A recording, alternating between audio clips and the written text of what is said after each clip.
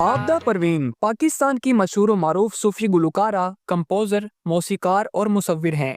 उनकी शनाख्त सूफी मौसीकी की मलिका के तौर पर होती है और वो पाकिस्तान की सबसे ज्यादा मुआवजा हासिल करने वाली गुलकाराओं में भी शुमार की जाती हैं। तो आइए जानते हैं उनकी जिंदगी की कहानी। वो तेरे इश्क नचाया करके आबदा परवीन 20 फरवरी 1954 को सिंध के शहर लाड़काना में एक सिंधी सूफी खानदान में पैदा हुई। उनके वालिद उस्ताद गुलाम हैदर, जो खुद एक मशहूर गुलकार और मौसीकी के उस्ताद थे, ने उनकी सिर्फ 3 साल की उम्र में मौसीकी की तरबियत शुरू की। कम उम्री में ही वो अपने वालिद के साथ मुख्तलिफ सूफी दरगाहों पर गाने लगी और यहीं से उनके फन की बुनियाद पड़ी। आबदा परवीन ने अपने वालिद की तरबियत में मौसीकी की बारीकियां सीखी और सूफी कलाम की गहराइयों में उतर गईं।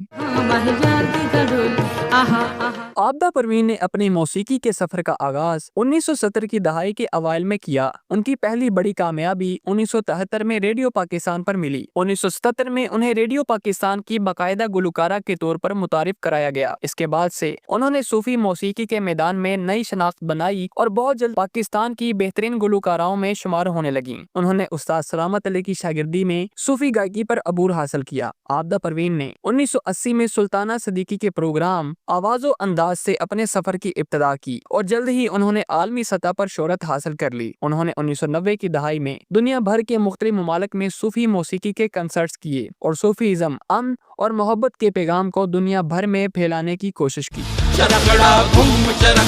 आबदा परवीन ने 1993 में अपनी पहली बैनुल अक़वामी परफॉर्मेंस बवीना पार्क कैलिफोर्निया में दी और उसके बाद से वो आलमी सतह पर सूफी मौसीकी की एक मुमताज आवाज बन गईं। उन्होंने हिंदुस्तान और पाकिस्तान के कई मौसीकी के शोज में जज की हैसियत से भी शिरकत की और सुर्ख क्षेत्रा जैसे प्रोग्रामों में रोहेल हयात के साथ काम किया। आबदा परवीन ने 2010 में कोक स्टूडियो के सीजन 3 में अपने सफर का आगाज किया। उन्होंने इस प्लेटफॉर्म की तारीफ की और कहा कि ये प्लेटफॉर्म सूफी बुजुर्गों की तालीमात को मजीद वसी पैमाने पर पहुंचाने में मददगार है। वो बॉलीवुड और लॉलीवुड के लिए भी काम कर चुकी हैं। उनका माजी करीब में आने वाला कलाम तो झूम अवाम में बेहद मकबूलियत इख्तियार कर चुका है।